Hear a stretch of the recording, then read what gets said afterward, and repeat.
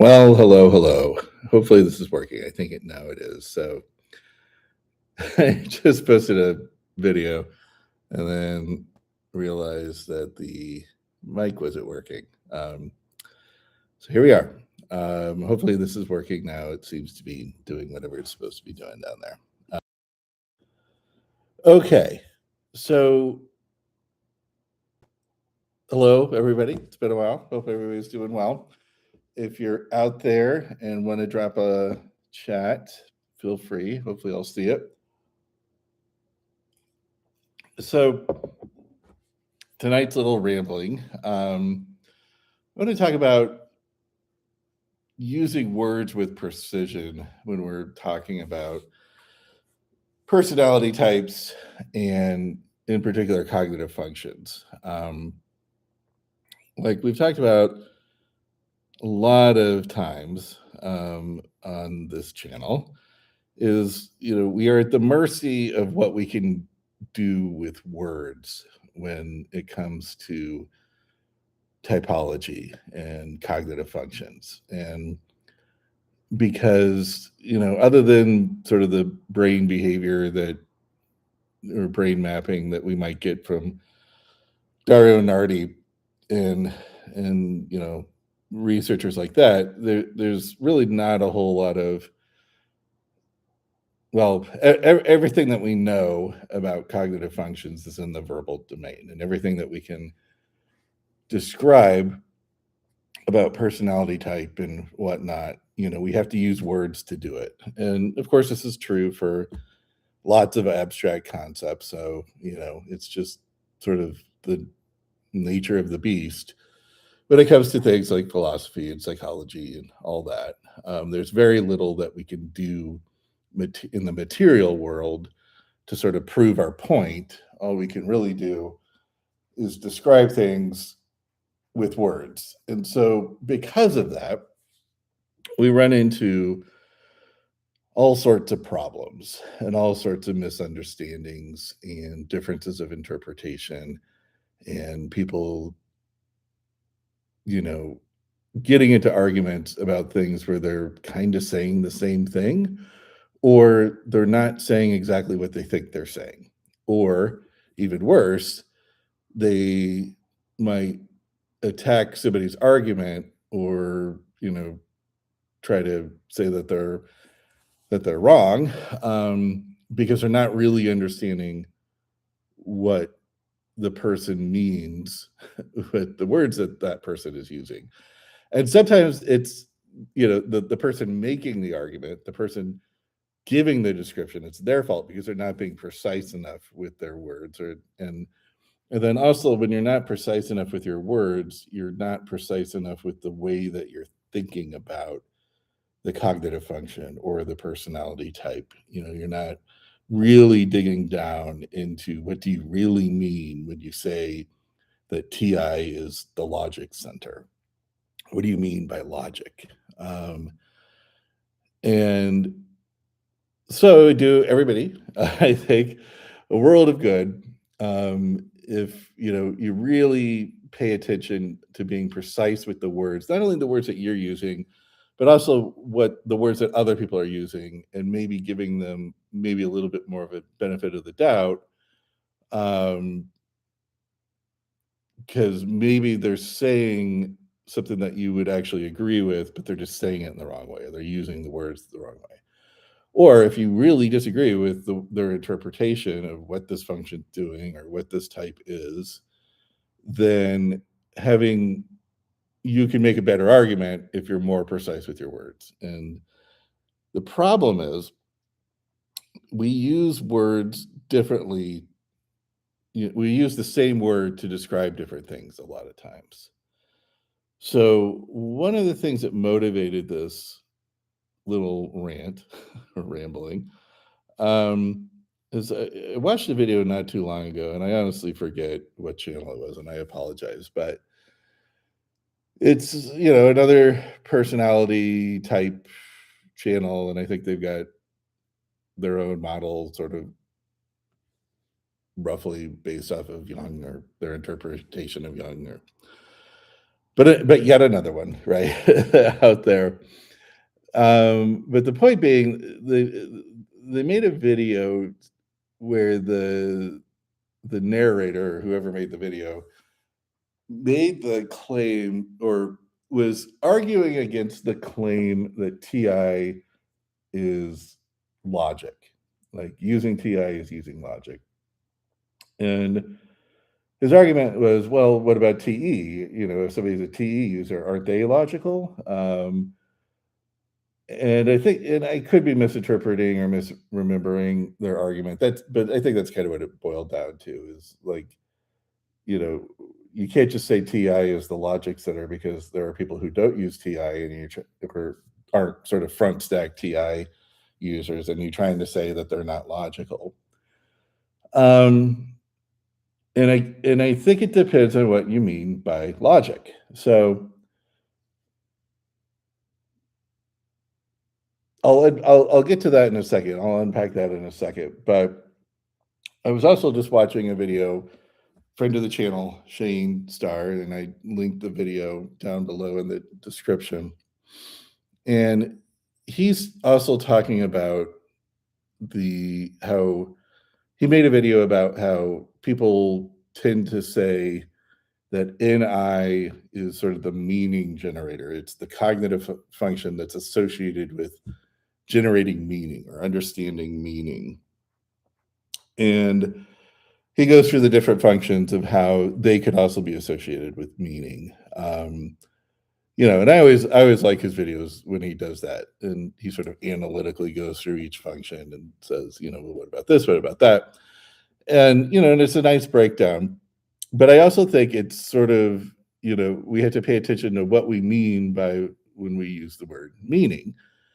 And I think the word meaning can, quote unquote, mean different things in different contexts. And so, yeah, the different cognitive functions all have some association with meaning, but it depends on what you mean by meaning. So we'll get to that. But I want to jump back to the logic thing, because that was what was motivating me, a few weeks ago, and now I'm finally getting around to doing this. So, okay, so the word logic, when I'm talking about TI, and I would argue when Eric at Talking with Famous People talks about TI, we're talking about formal symbolic logic. If P, then Q, not Q, therefore not P. That is a valid conclusion under formal logic. And it could also be used for things like transitive inference. If A is greater than B, B is greater than C, A is greater than C. There is no dispute about it. It is logically valid. It's the type of thing that computers do and calculators do. It's not something where reasonable people could disagree. It just is the case, if you follow the formal rules of logic. Same thing with, some bananas are funny. All things that are funny are dirty. Therefore, some bananas are dirty. It's the validly, I think that's right. The IATPs could correct me if I'm wrong, but that is using TI and using formal logic. It is your validity calculator. It is deciding whether or not something is validly correct or true. And again, as long as the premises are true, then the conclusion, and you're doing the logic processing correctly, then your conclusion will necessarily be true. Okay. And so that is what front stack TI users are doing. And it's what IETPs and ISTPs with, dominant TI are constantly doing. They're constantly checking the validity of information that's coming in. And it's not just, what did they think about the issue? It is literally, is this validly true given, the various premises and the formal logic? Now, sometimes they might be wrong just because they have the premise wrong, or they might screw up on the the logic calculation. It might be sort of more complicated than they were thinking. But again, as long as they follow the system correctly, and as long as the premises are true, they will come up with a valid conclusion. And so this is why they're constantly correcting people, right? Because their brain is constantly tuned in to whether or not the information that's coming in is validly correct.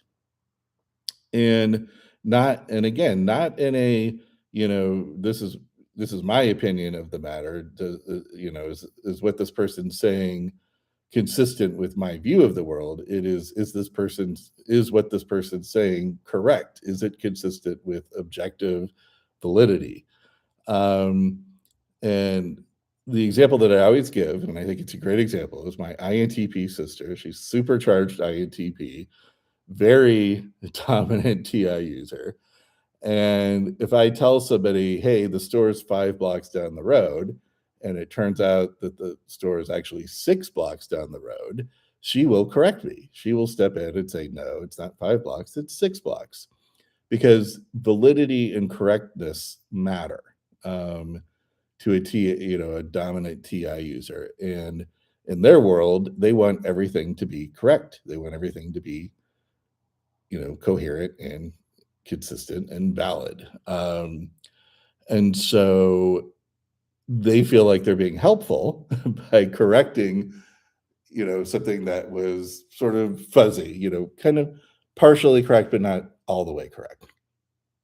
And you will find, if, when you get out there in the working world and whatnot, that you run across these people quite a bit.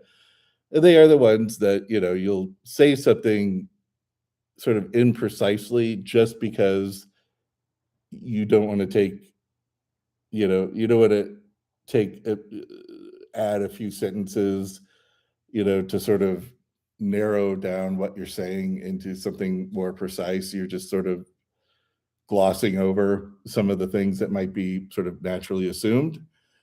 But they will correct you, if you're making an assumption that wasn't stated or something like that. Like, well, assuming that such and such is the case, then yes, you're correct.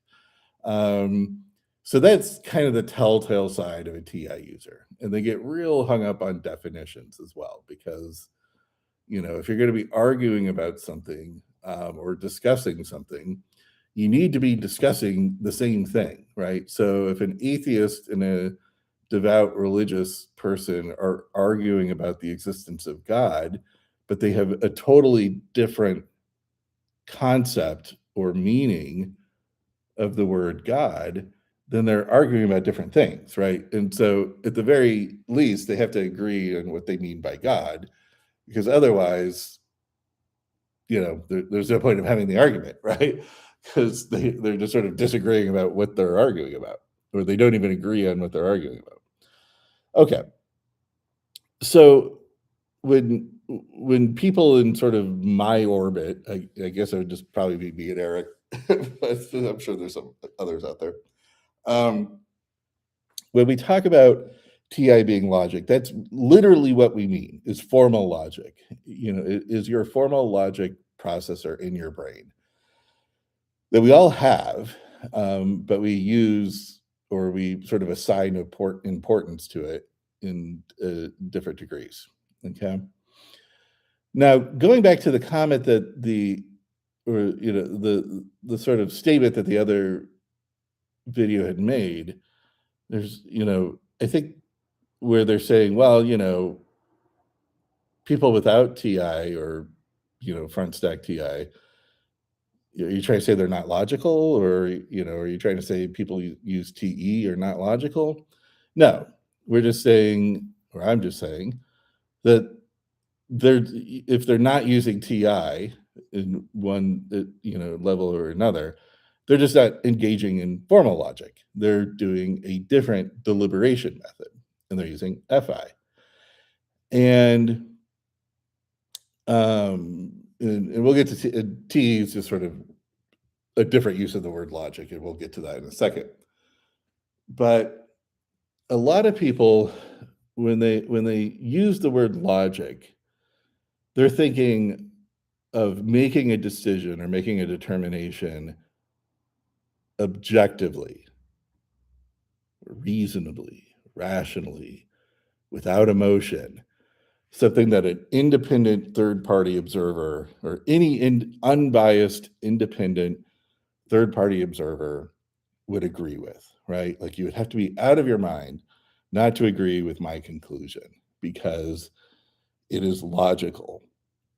It is detached from emotion. It is internally consistent um, and cohesive, but that doesn't necessarily mean it's following formal logic. And I would argue that most arguments that people get into when they think they're being, logical, or they're thinking they're making a logical argument, they're really making an FI type of ought should kind of argument. And it's based more off of value.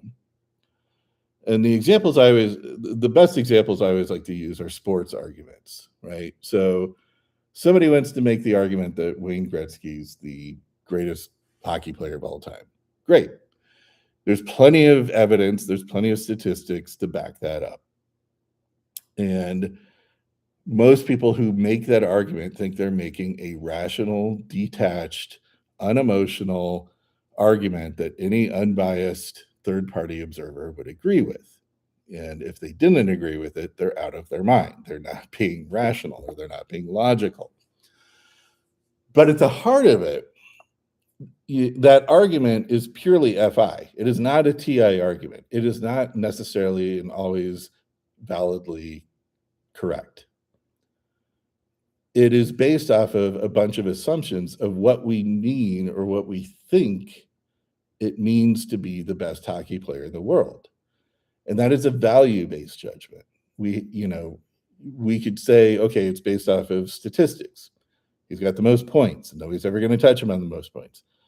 He had the most goals. I don't know if he still has the most goals. I think he got passed by that. But, he had the most goals for a long time and a bunch of other statistics, championships, all that kind of stuff. And yeah, you can make a very, very reasonable argument that he is the best hockey player, but you are basing it off of the assumption that all those statistics matter. And you are placing value on those statistics or value on those championships. And you're saying that these things are worth more than other criteria or other measurements. That's an FI determination.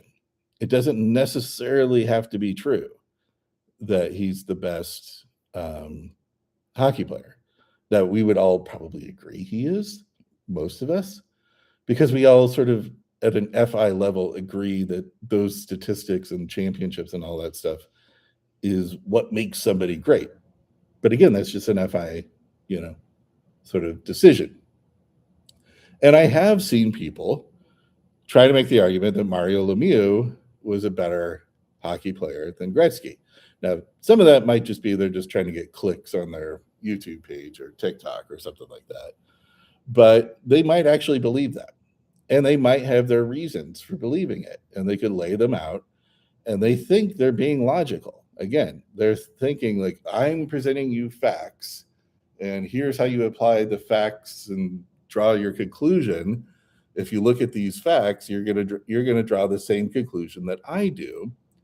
And as long as you're unbiased and any independent third-party observer would come to the same conclusion. And if you disagree with me, you're just making your decision off of emotion, what you want to be true, but you're not really looking at the facts. But again, they're choosing different criteria for why they think Mario Lemieux might be better than Wayne Gretzky. And that criteria that they're picking is an FI determination, right? And so it ultimately comes down to when you make an argument where quote unquote reasonable people could disagree, then that is an FI type of argument. And I forget the philosopher, was it Hume? I don't know. There's some philosopher out there that sort of made the argument that you never can really have a true valid argument because everything boils down to some sort of preference, some sort of FI preference that you're making or first principle. And I don't know if that's necessarily true, but that's sort of the point that they're making is when you make these FI arguments, it really boils down to which criteria do you think is important and what are you basing your argument on? Now, of course, that's detached. That's, you know, you could say you're being detached. You could say you're being internally consistent. I'm just looking at the facts. I'm just drawing conclusions from the facts, but it's not TI, it's FI. Um, it's a preference value based judgment. And when you, and so I always kind of get a chuckle, when you see people saying, I'm making a logical argument and it's not based off of emotion and it's just based off of the facts and the conclusions that I'm drawing from the facts. And they are logical conclusions and nobody could, disagree with them. Well, maybe, maybe you have a good argument, sure, but it's not a TI argument. It's an FI argument. And we have different parts of the brain that do different make different determinations like that. And you can see, I mean, if you just think about it, you can see why you would need a TI system and an FI system. You can't always make every decision based off of TI type of decision making, or otherwise there'd be really no flexibility in your behavior. But at the same time, you can't always make FI sorts of decisions because sometimes you have to be correct.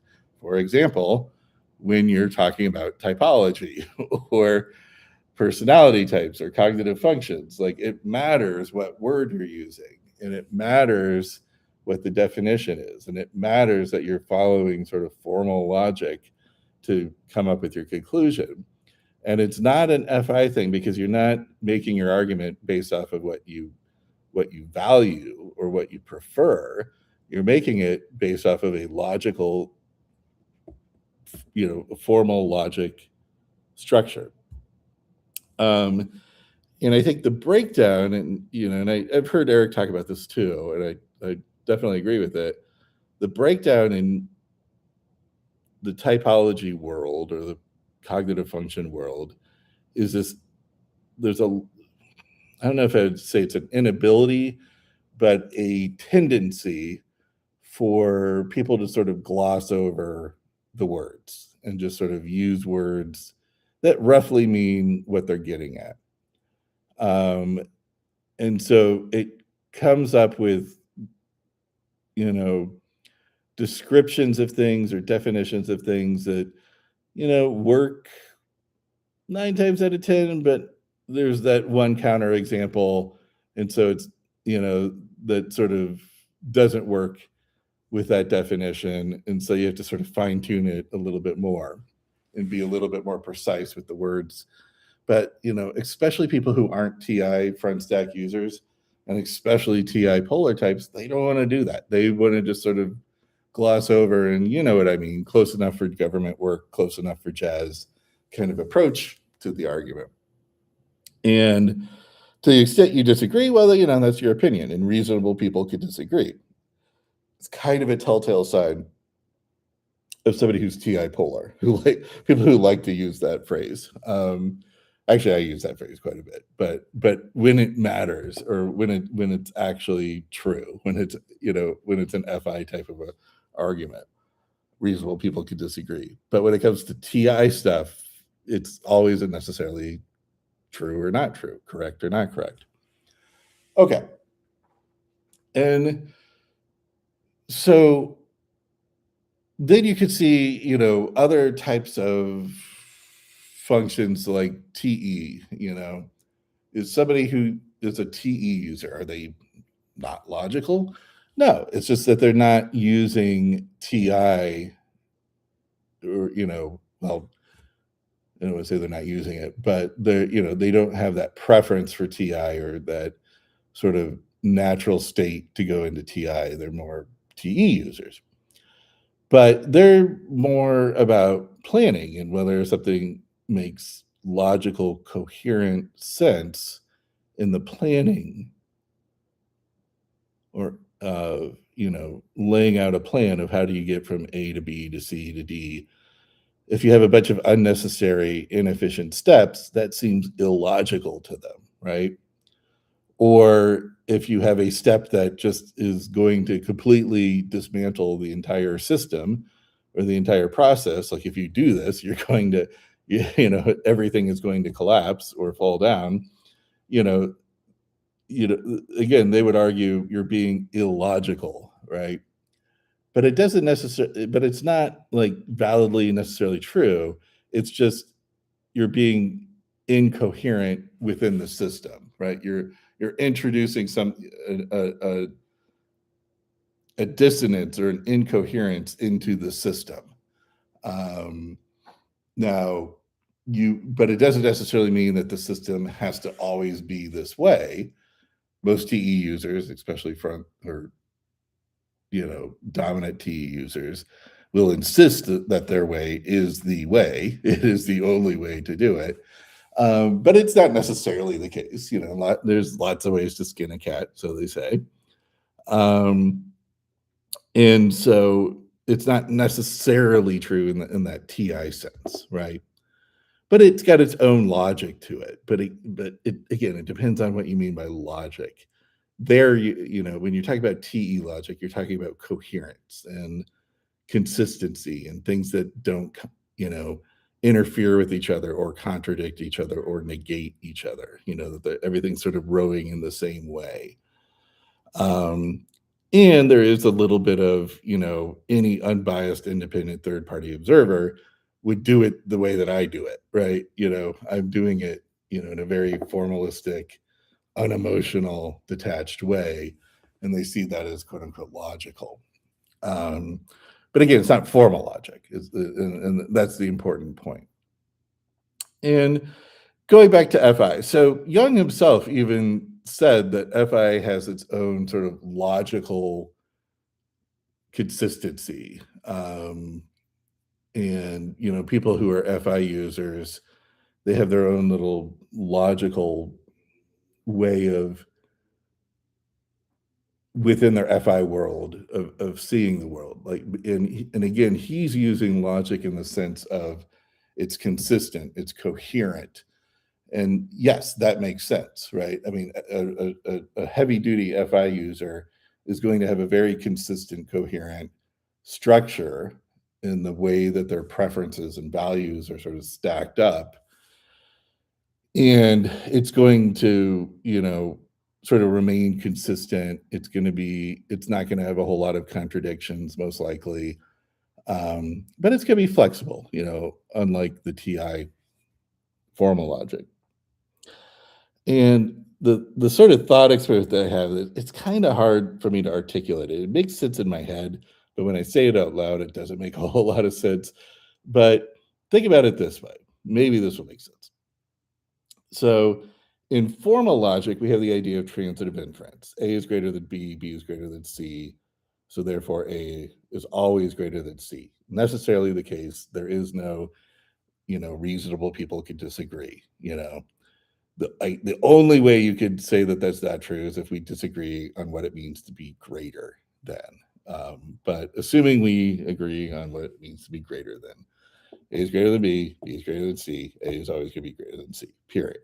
Okay, that's TI. FI looks at the world very differently. And so think of an example where you have 3 restaurants that you could go to for lunch when you're at work. There's the Mexican place, the Italian place, and the burger place. And the Mexican place is your favorite. You would say, I like the Mexican place. That's my favorite. And the Italian place is your second favorite. And then the burger place is your third favorite. Now, does that always mean that every time you go to lunch, you're going to go to the Mexican place because that's your favorite? No. There might be reasons why you might pick B or C and not A. Or let's say A is closed one day, so you got to pick between B and C. Are you necessarily going to pick B over C? No. There could be plenty of reasons. You're not in the mood for Italian, or it takes too long over there, or it's more expensive, or for whatever reason, you're making an FI decision to go to the burger place, even though it's your third favorite place, right? Now, a heavy duty TI user or maybe an FI polar person might have more difficulty making that decision. I don't know.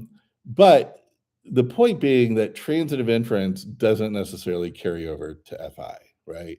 Because it's based off of values, based off of preference. And a lot of times that's context dependent. What mood are you in? How busy is the restaurant? How expensive is it? Things like that. So even though you might prefer the Italian place over the burger place, you might find yourself going to the burger place more for whatever reason. It's faster, it's cheaper, whatever. Okay. So you can't just you can't give somebody the formula and say, oh, this person, their favorite place is the Mexican place, their second favorite place is the Italian place, their third favorite place is the burger place. Therefore, give me a distribution of how many times they go to each place for lunch. You can't necessarily conclude that they're going to go to the Mexican place more than the other places. Maybe. I mean, it would be consistent with their preference. But again, maybe the burger place is cheaper and it's faster. And every time they go, they complain, we're going to the burger place again, but they still find themselves doing it, because it's not, transitive inference doesn't work that way in FI world. Okay.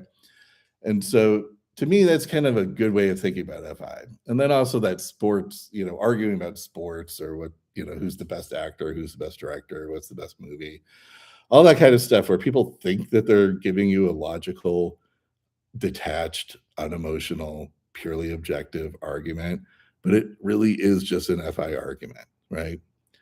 And understanding that difference hinges on really understanding what somebody means when they say TI is associated with or doing formal logic, and FI is associated or doing preference-based determinations, value-based determinations, okay?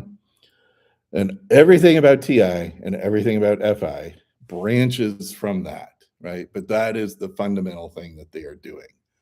And there are plenty of other ways of describing FI or describing TI that are a little higher level, a little bit more detached, but they're not as precise, right? Because you're not getting at the core concept of what those functions are actually doing. Okay. So let's talk about meaning, the word meaning. So like I mentioned, friend of the channel, Shane made a video about, sort of how meaning could be attributed to the various functions, which is true. Nothing to disagree with there. But again, it depends on what you mean by meaning. So when I say that NI is sort of is processing meaning, it's more about, the example would be if I saw a cross, well, I know the meaning of the cross, right? And I learned it through sort of an SI way. Somebody had to, tell me, that crosses are associated with Christianity. But once you sort of know that, and then you start tying a bunch of other concepts together, you start reading between the lines and building up a more abstract concept of that cross, where, to some people, it's the most meaningful thing in the world, right? I mean, it has a very, very deep meaning.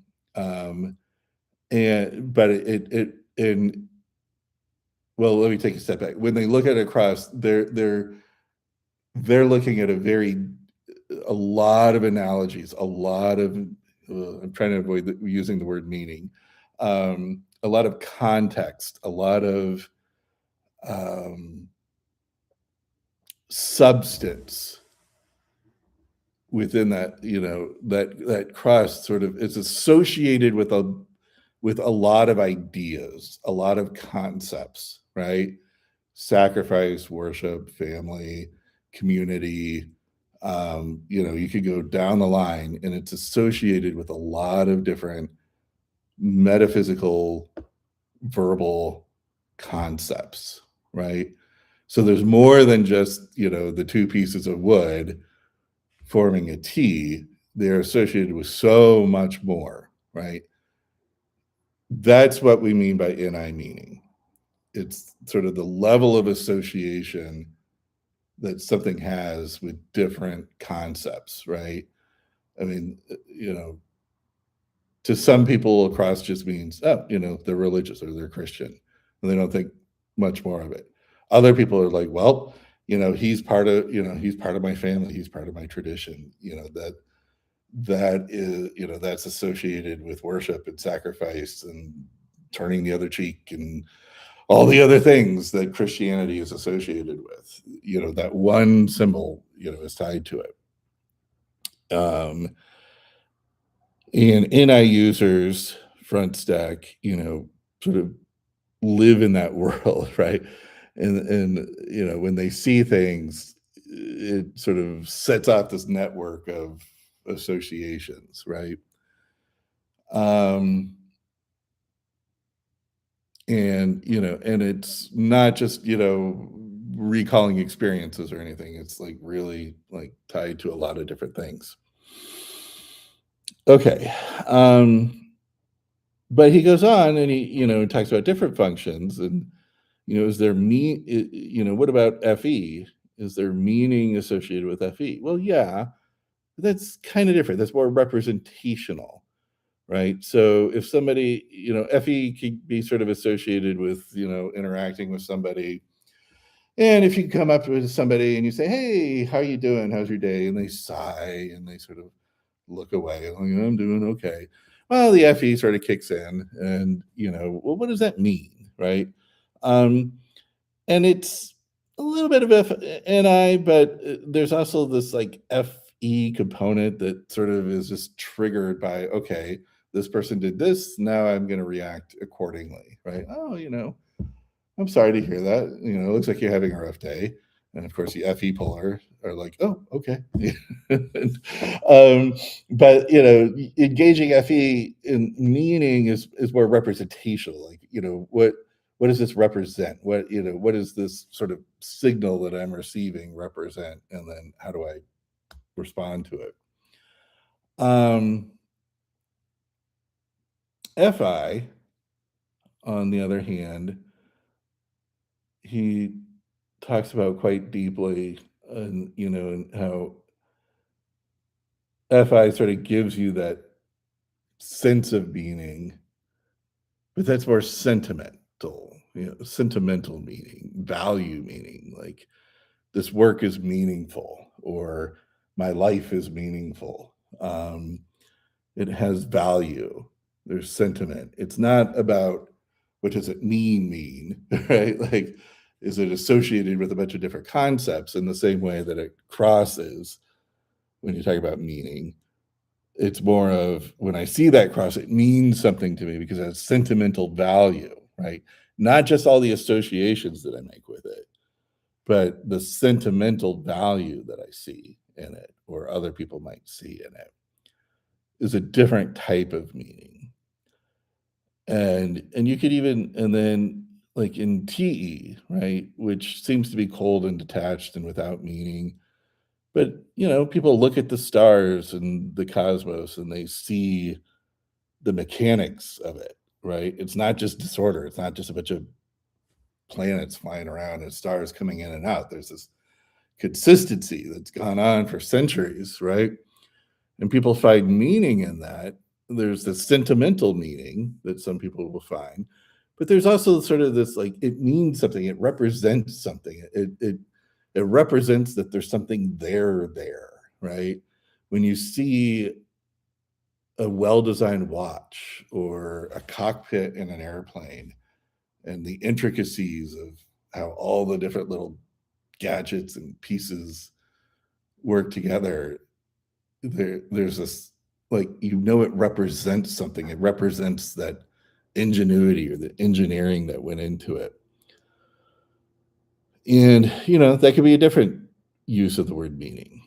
And so, point being that when people like me come on and say, NI is the meaning center. Well, what do you mean by meaning, right? Do you mean sentimental meaning? Do you mean representational meaning? Do you mean associative meaning? It's associated with a bunch of different concepts. And so we have to be precise. And I'll fully admit, I gloss over a lot of words, and I might say something in one video and then appear to contradict myself in another video because I'm using the same word in different contexts, right? I might say, TI is your logic center, and then in another video say TE is, figuring out a logical way to achieve the problem. Well, what do you mean? I thought TI was logic. Well, a different type of logic, right?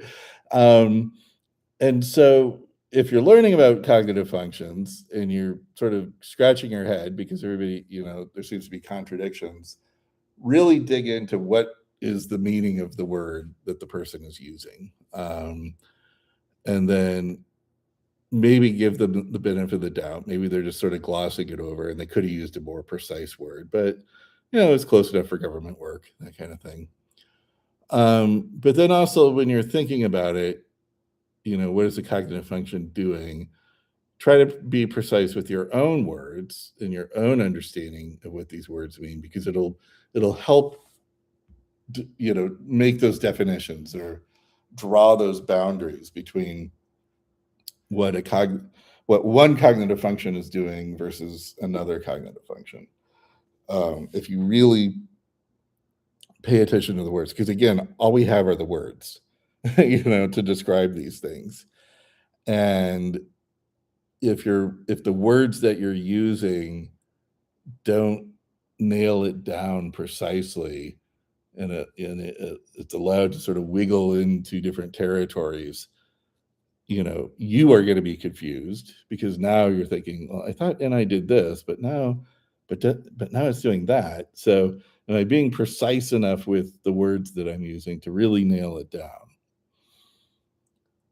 Okay, I think that's about it. Be interested in your thoughts. Any other examples that you might come across where people are using, say, like emotion? Is that an FE thing, an FI thing? I don't know. I don't know. Depends on what you mean by emotion. Okay, so catch you next time. I might come back later. I got kind of some other things to talk about, but maybe I'll do that a different day. All right, take care. Bye, everybody.